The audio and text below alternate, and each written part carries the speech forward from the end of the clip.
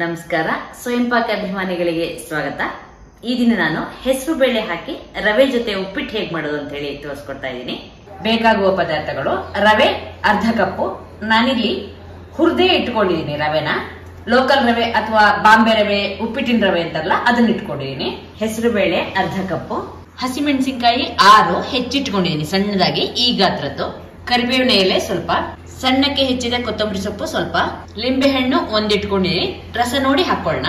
ಸಣ್ಣಕ್ಕೆ ಹೆಚ್ಚಿದ ಶುಂಠಿ 1 ಟೇಬಲ್ ಸ್ಪೂನ್ ಅಷ್ಟು, 1.5 ಇಂಚಿನಷ್ಟು ಗಾತ್ರದ ಶುಂಠಿ ನಾನು ಹೆಚ್ಚಿಟ್ಕೊಂಡಿದ್ದೀನಿ. ಮೆಣಸಿನಕಾಳು ಅಂದ್ರೆ ಪೆಪ್ಪರ್ 20 ಕಾಳು, ಉಪ್ಪು ರುಚಿಗೆ ತಕ್ಕಷ್ಟು, ನಾನಿಲ್ಲಿ ಅರ್ಧ ಟೇಬಲ್ ಸ್ಪೂನ್ ಇಟ್ಕೊಂಡಿದ್ದೀನಿ ಕಲ್ಲುಪ್ಪು, ತಾಜಾ ತೆಂಗಿನಕಾಯಿ ತುರಿ 1/4 ಕಪ್, ನೀರು 2 ಕಪ್ನಷ್ಟು, 2 ಕಪ್ನಷ್ಟು ಹೆಸರು ಬೇಳೆ ಬೇಯಲಿಕ್ಕೆ, ಆಮೇಲೆ ರವೆ ಬೇಯಲಿಕ್ಕೆ 3/4 ಕಪ್ನಷ್ಟು, ಎಣ್ಣೆ 3 ಟೇಬಲ್ ಸ್ಪೂನ್. ಎಣ್ಣೆ ಜಾಸ್ತಿ ಹಾಕಿದಷ್ಟು ಉಪ್ಪಿಟ್ಟು ರುಚಿಯಾಗಿರುತ್ತೆ.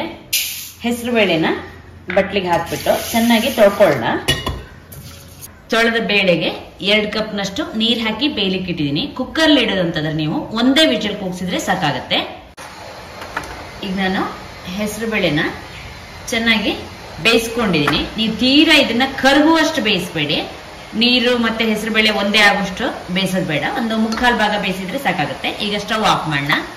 ಬಾಣಲೆಗೆ ಎಣ್ಣೆ ಹಾಕಿ ಕಾಯ್ಲಿಕ್ಕಿಡಿ. ಎಣ್ಣೆ ಕಾದ್ಮೇಲೆ ಅರ್ಧ ಟೀ ಸ್ಪೂನು ಸಾಸಿವೆ ಪಟ ಆದ್ಮೇಲೆ 1 ಟೀ ಸ್ಪೂನು ಜೀರಿಗೆ ಹಾಕಿ, ಜೀರಿಗೆ ಆಗ್ಲಿ. ಹಾಗೆ ಮೆಣಸಿನಕಾಳು ಆದ್ಮೇಲೆ ಶುಂಠಿ ಹೆಚ್ಚಿದ್ದು ಹಾಕಿ, ಹಾಗೆ ಹಸಿ ಮೆಣಸಿನಕಾಯಿ ಹೆಚ್ಚಿದ್ದು ಹಾಕಿ, ಹಾಗೆ ಕರಿಬೇವನ್ನ ಸ್ವಲ್ಪ ಮುರಿದ್ಬಿಟ್ಟು ಹಾಕಿ, ಅರಿಶಿಣ ಹಾಕಿ. ಈಗ ಹಸಿಮೆಣಸಿನಕಾಯಿ ಜೀರಿಗೆ ಎಲ್ಲವೂ ಆಗಿದೆ. ಇದಕ್ಕೆ ಹುರಿದ ರವೆನ ಹಾಕಿ ಸ್ವಲ್ಪ ಕೈ ಆಡ್ಕೊಳ್ಳೋಣ. ಈಗ ನಾನು ಎಣ್ಣೆಗೆ ಹಾಕಿದ್ಮೇಲೆ ರವೆನ 2 ನಿಮಿಷ ಹುರಿದಿದ್ದೀನಿ. ಇದನ್ನ ಒಂದು ತಟ್ಟೆಗೆ ತೆಕ್ಕೊಳ್ಳೋಣ. ಮತ್ತೆ ಬಾಣಲೆನ ಇಟ್ಬಿಟ್ಟು ಅದಕ್ಕೆ ನೀರು ಹಾಕೋಣ.